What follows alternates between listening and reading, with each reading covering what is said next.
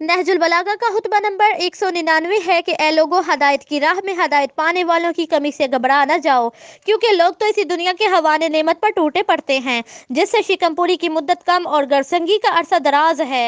اے لوگو، افعال و اعمال چاہے مختلف ہو مگر رضا و ناراضگی کی جذبات تمام لوگوں کو ایک حکم میں لے آتے ہیں۔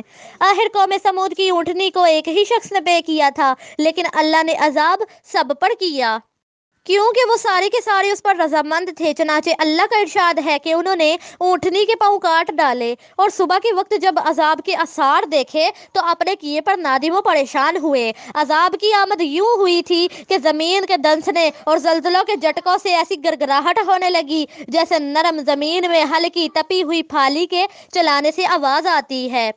اے لوگو، جو روشن و واضح راہ پر چلتا ہے وہ سرچشمہ ہدایت پر پہنچ جاتا ہے، اور جو بے راہ روی کرتا ہے وہ صحرائے بے آب و گیا میں جا پڑتا ہے۔